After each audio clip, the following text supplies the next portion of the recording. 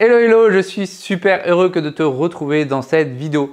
Là, ça va être une série spéciale sur l'activité Sales on a Mission, l'activité où justement j'aide les entreprises à développer une équipe de closers freelance au sein de leur team et de les aider à scaler à ce niveau-là, au niveau de leur pôle commercial. Donc, ça va surtout intéresser les entrepreneurs, mais si tu es closer, tu vas aussi pouvoir avoir un maximum de valeur et comprendre leurs objectifs et leurs défauts. Donc, on va commencer justement à travers cette série de voir justement tout l'envers, tout le nécessaire justement pour pouvoir recruter, accompagner, monter en tout cas une équipe de closer, un pôle commercial au sein de son entreprise.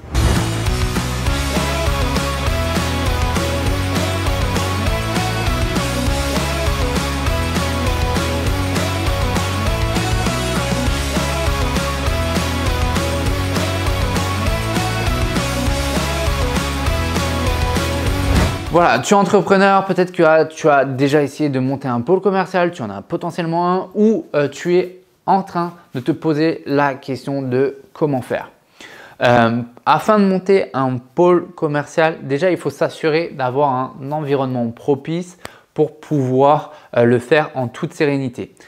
Quand je dis un environnement propice, ça va être surtout important de pouvoir déjà avoir validé son offre sur son marché. Qu'est-ce qu'on peut entendre par valider son offre sur son marché? C'est-à-dire selon les solutions que tu proposes, c'est quand même d'avoir sur plusieurs mois de manière régulière, avoir stabilisé un chiffre d'affaires d'au moins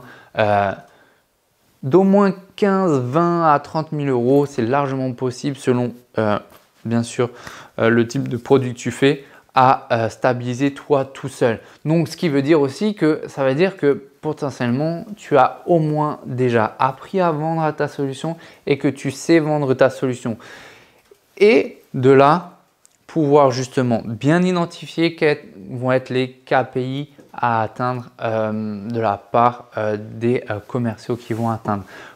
Avoir une historique est hyper importante parce que du coup, tu vas pouvoir justement, si tu sais le temps que ça prend, que d'appeler les prospects, les relancer, etc., ça va être beaucoup plus simple pour toi de savoir déceler quel type de closer tu as en face de toi pendant le recrutement et pendant la phase d'onboarding et au quotidien dans la gestion en général. Donc, savoir quels vont être les KPI justement à se fixer avec son équipe.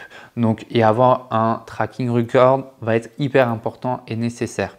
Ensuite, une fois que tu as ça en place, il faut aussi bien que tu aies en tête que quel que soit le closer, il va toujours quand même avoir une courbe d'apprentissage quand il va arriver chez toi. Donc, ce n'est pas du jour au lendemain où il va réaliser les mêmes chiffres que toi. D'accord ? C'est clair, quand on veut un closer, on veut quelqu'un d'expérimenté, etc. On veut quelqu'un qui va pouvoir faire mieux que soi. Mais au départ, il faut savoir que aussi, surtout dans les tunnels de vente moderne, les personnes, elles vous bouffent sur vos funnels, mais pas le closer. Donc lui, le closer a encore la confiance à construire et son autorité à construire pendant l'appel, ce que vous n'avez pas à faire. Donc parfois, vous pouvez aussi penser que vous êtes super bon closer, alors qu'il y a des erreurs que si le closer fait, ça ne passera pas, alors que vous, ça sera passé parce que vous avez gagné en autorité au fur et à mesure du funnel avec votre marketing. Et ça, cette chance-là, il ne l'aura pas totalement du coup le closer.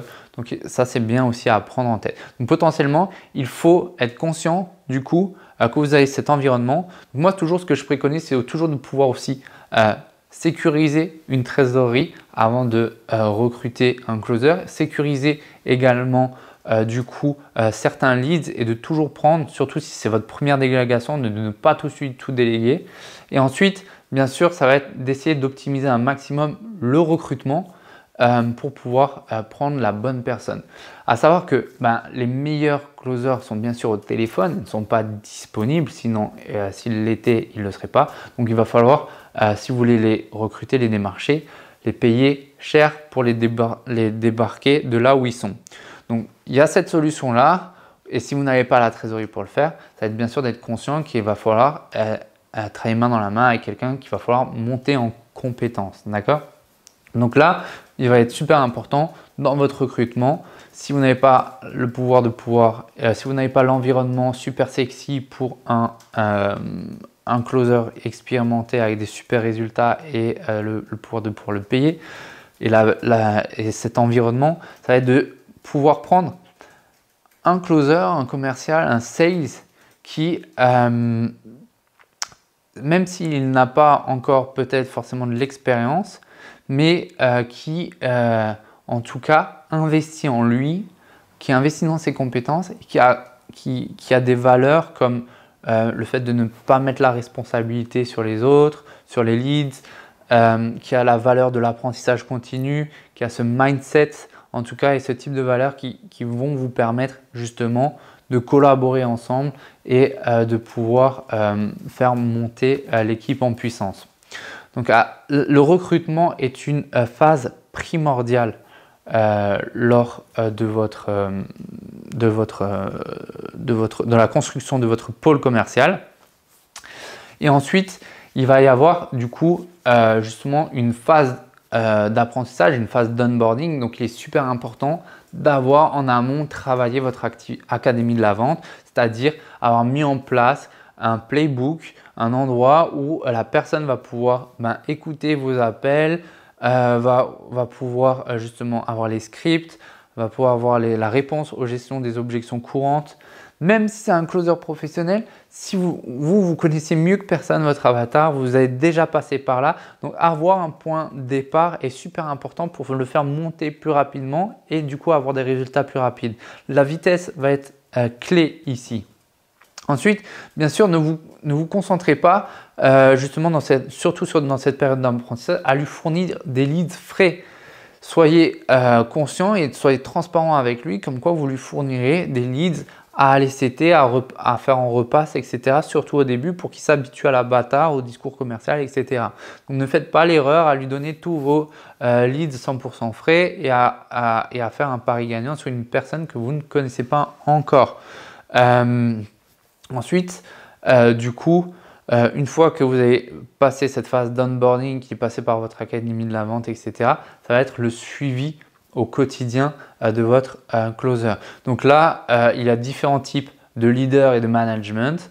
Maintenant, un que je préconise, ça va être quand même bien sûr de suivre les KPI au quotidien, de le rendre responsable justement sur qu'est-ce qu'il a fait dans la journée pour que vous soyez bien au courant de ce qui s'est passé et ce qui se passe dans votre business en vous mettant quelques KPI clés à avoir en reporting. Il faut s'assurer que le CRM est rempli et de la bonne manière, que le process de vente est structuré et suivi et bien sûr de pouvoir aussi écouter les appels et de lui apporter du coaching en ce sens. D'accord? Même si c'est un indépendant. C'est super important que de pouvoir faire ce suivi-là. Maintenant, tout ça, effectivement, ça prend énormément de temps. Donc, vous avez la solution soit de le faire, soit de le déléguer ou soit de mettre toutes les chances dans le business dans les mains d'un étranger. Ça peut fonctionner. Soit vous avez aussi l'occasion de pouvoir faire appel justement à des sales coach, des sales leaders, des entreprises qui vont de manière externalisée s'en occuper pour vous. Et c'est un petit peu justement ce qu'on propose avec Sales on a Mission. Donc si c'est quelque chose qui vous intéresse d'aller plus loin, n'hésitez pas soit dans les commentaires ou à nous contacter afin qu'on vous aide dans les problématiques de la structuration de votre pôle commercial. Sur ce, je vous souhaite une merveilleuse journée. J'espère que vous avez pris un maximum de notes et je vous souhaite une bonne journée. Ciao! Je vais essayer, ça peut être assez long. Je vais quand même essayer d'être assez court, mais ça peut être assez long. Hello, hello! Hello, hello! Allô! Hello, hello! Je suis... Hello, hello! Je suis super heureux. Mais arrête, je rigole! Putain, juste, vas-y quand j'ai fini de rigoler là! Au sein de son entreprise. C'est compliqué. Déjà, si c'est compliqué à l'intro, ça va être chaud.